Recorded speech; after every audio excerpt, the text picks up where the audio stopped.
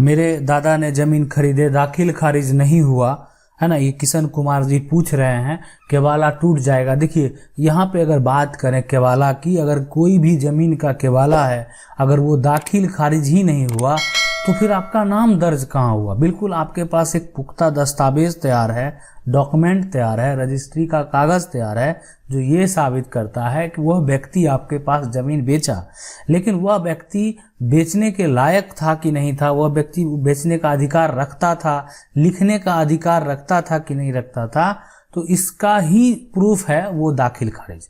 तो दाखिल खारिज ही सरकारी रिकॉर्ड में आपके नाम को दर्ज कराता है। अगर दाखिल खारिज नहीं तो आपका नाम दर्ज नहीं, तो वो तो खुद टूटा हुआ है।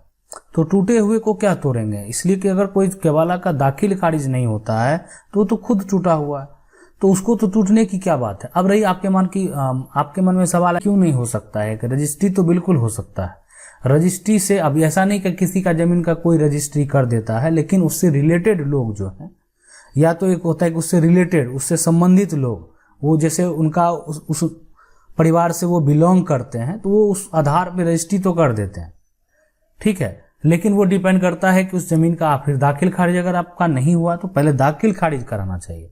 अगर दाखिल खारिज हो जाता है तो आपके पास, आप समझ सकते हैं, प्योर मालिकाना, सही मालिकाना हक आपके पास आ गया। और अगर नहीं होता है तो एक तरह से आपको समझ सकते हैं कि आप 50% पे हैं, 50% जो है आपके पास एक सिर्फ सबूत है कि आपके पास जमीन बेचा गया, जो कि आप किसी को दिखा सकते हैं, जो कानून में या कहीं भी आप चाहें तो वो पेपर को दिखा सकते हैं, लेकिन आप अपना मालिकाना हक जो है वो साबित नहीं कर सकते वहां पे, इसलिए कि सरकारी रिकॉर्ड में आपका दाखिल खारिज नहीं है। तो दाखिल खारिज जरूर करा लें। अगला जो सवाल है ये पूछ रहे हैं सर टाइटल सूट में कितना फी लगता है। इस पे जरूर वीडियो बनाएंगे टाइटल सूट पे। लेकिन देखिए सबसे पहले टाइटल सूट से संबंधित अगर हम बात करें तो जो कि फी की बात है, तो जमीन का वैल्यूएशन लगता है, ठीक है। और उसमें अगर आप वैल्यूएशन देते भी हैं तो अगर आप केस जीत जाते हैं तो आपका वहां पे नुकसान नहीं होता है, अगर केस हारेंगे तभी नुकसान होता है, ठीक है। और ये वैल्यूएशन डिपेंड करता है कि जमीन किस टाइप की है, किस एरिया में है, वो सब प्रॉपर्टी पे डिपेंड करता है। हो सकता है कि हर जगह का वैल्यूएशन कुछ ना कुछ डिफर उसमें करता है। देखिए इसमें मेरे पिताजी ने 1965 में एक जमीन खरीदी थी और उसका मोटेशन आज तक जो है नहीं हो पाया। जमीन दूसरे व्यक्ति के नाम दिखाई पड़ रहा है, लैंड टैक्स भी वही लोग जमा कर रहे हैं, जो है दखल भी उन्हीं लोगों का है, ठीक है। खरीदा गया था तब तक दखल नहीं हो पाया था। जमीन की जिस व्यक्ति ने बेचा था वह गवाह, यहाँ तक कि जिसने जो है दलील लिखी थी, गुजर गए, उनके परिवार कोई सहायता नहीं मिली। कितना बहुत बड़ा डिफॉल्टर वाली बात है कि 1965 में जमीन तो खरीदा गया, लेकिन जो है म्यूटेशन आज तक नहीं हो पाया। लेकिन म्यूटेशन आपको कराना चाहिए, है ना। अगर आप ये करा लेते हैं, पहला काम जो है म्यूटेशन का, अगर ये आप करा लेते हैं तो आपके पास समझ सकते हैं बहुत बड़ा आप डॉक्यूमेंट से स्ट्रांग हो सकते हैं, मतलब डॉक्यूमेंट से आप स्ट्रांग हो सकते हैं। लेकिन अगर आप नहीं कराएंगे तो आप डॉक्यूमेंट से काफी लूज हैं। अब वो जो है उनके पास जो है नाम है, लैंड टैक्स दे रहे हैं, और दूसरा कि दखल भी उन्हीं लोगों का है। तो ये सबसे बड़ी बात है कि आप तो जमीन खरीदे और आपको दखल भी नहीं मिला, आपका रजिस्ट्री है और आपका जो है वो दखल नहीं है, ठीक है। तो ट्राई करेंगे जैसे भी हो, न्यायालय की प्रक्रिया के तहत हो, न्यायालय के आदेश के तहत हो। तो अगर रजिस्ट्री आपका है तो वो कहीं ना कहीं दर्ज तो होगा ही रिकॉर्ड में, तो उसके लिए आप जो है न्यायालय भी जा सकते हैं। और पहले DCLR कोर्ट भी आप जाने का प्रयास करें, नहीं होकर होता है वहां से तो आप सिविल में चले जाएं और वहां से आदेश लेने के बाद जो अपना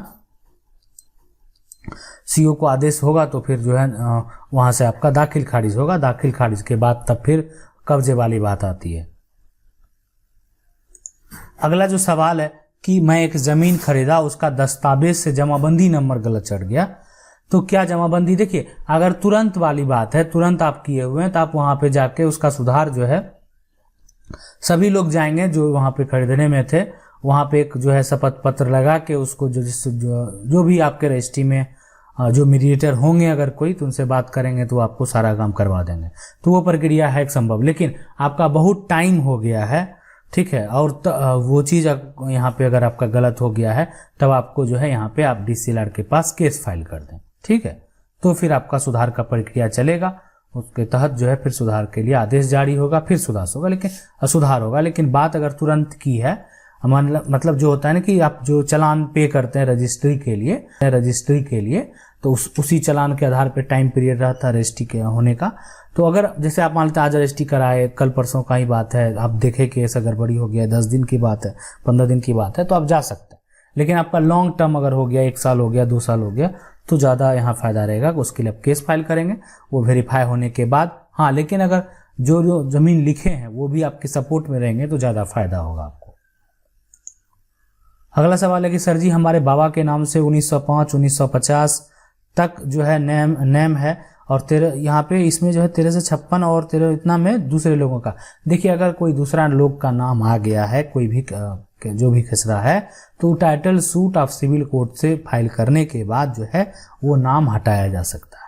मतलब सिविल कोर्ट से जो है याचिका दायर होगा टाइटल सूट का, और टाइटल सूट करने के बाद वो नाम जो है वो सर्वे टूटता है या नामांकन जो भी हुआ है वो टूटेगा और आपका नाम जो है वो दर्ज होने का आदेश दिया जाएगा। अगला सवाल है कि मेरे गांव में 1982 में चकबंदी हुआ, आबादी यहाँ जो है कटी, जिसके घर के सामने आबादी जो है पड़ी वो सभी ने उसमें अपना घर बना लिया।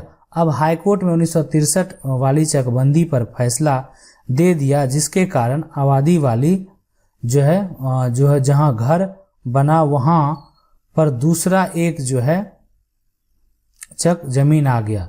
1982 से अब तक उसका जो है कब्जा था। क्या जमीन कब्जे वाली का होगी या जिसका चक लगा वहां पर उसका होगा? यहाँ पर सुप्रीम कोर्ट वाला 12 साल का जो है ऑर्डर काम करेगा। देखिए, वो तो बिल्कुल है कि जमीन अगर आपका 12 साल से दखल में है और आप उस दखल के आधार पे आप जो है ये देखिए, ये जो एक्ट है ये कहता है कि 12 साल से अगर आपसे नहीं हटा सकता है ना, आपको भी कानून में जाने का अधिकार है, आप भी न्यायालय में जा सकते हैं। ये नहीं पूरी ये बात नहीं कही जाती, तो जो है बिल्कुल इस आधार पे जो है कानून में उनको जाने का अधिकार है जिनका 12 साल से ज़्यादा का दखल है। अगला जो सवाल है ये देखते हैं, ये पूछ रहे हैं Abhishek Kumar from Muzaffarpur Bihar. First if possible give email ID. बिल्कुल, ईमेल जो है ना, आप अबाउट में जाएंगे वहाँ पे है बिल्कुल दिया हुआ है, जिससे आप हमें कांटेक्ट ईमेल से भी कर सकते हैं, है ना। चैनल में जाएंगे, अबाउट है, अबाउट में आप वहाँ पे ईमेल को जो है देखने का ऑप्शन है, आप देख सकते हैं और ईमेल कर सकते हैं अगर ऐसा कुछ है तो, या फेसबुक पेज पे भी आप चाहें तो हमें मैसेज कर सकते हैं। I like this radio of you very much. Actually guide me how I am able to register my land on my name. My village lands are registered with my grandfather brother name Khatian, but I have managed to make LPC of the land. My one of the uncle done a case on each land, but for particular reason he is not ready to participate the land between period of COVID-19 court running there.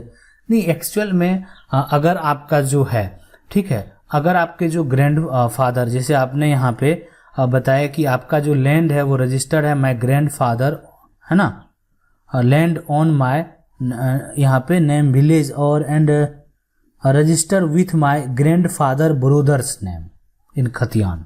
तो खतियान में अगर जो grand father हैं उनके अगर भाई का नाम दर्ज हो गया है तो आपका भी हिस्सा होगा, इसमें कोई भी संदेह, 100% आपका हिस्सा होगा ना। जब जमीन खतियानी है, पैतृक जमीन है, उनका नाम दर्ज हो गया तो आप सीधा समझ लिए उसको, ठीक है।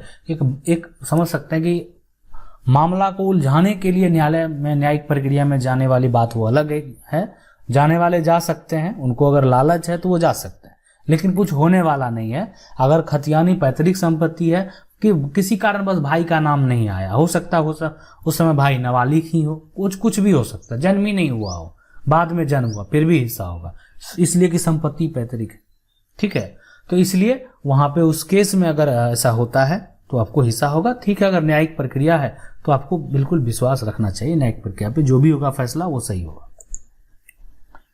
अगला सवाल है कि सर मेरी माँ के नाम से जमीन है जिसमें माँ का स्वर्गवास होने के पश्चात पिताजी 2007 में महाविद्यालय को बिक्री कर दिए, हम बगैर भाई बहन जानकारी के। कृपया देखिए, माँ के नाम से अगर संपत्ति है और तो पहला जो अगर यहाँ पे राइट बनता है पिता का, ऐसा नहीं है कि नहीं बनता है। माँ की मृत्यु के बाद अगर वहाँ पे जो है पति का जो है पहला वहाँ पे हक बनता है, वो चीज़ हो गया जो कि माँ के नाम से संपत्ति है। लेकिन ऐसा नहीं कि बच्चों का हक नहीं बनता, बच्चों का ही हक बनता है।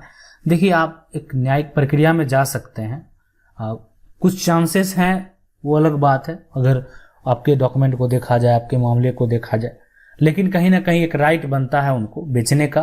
वो अगर बिक्री हो गया, उस पर आगे का पूरा प्रक्रिया हो गया होगा, तो हो सकता है कि आप जो है केस में सफल ना भी हो।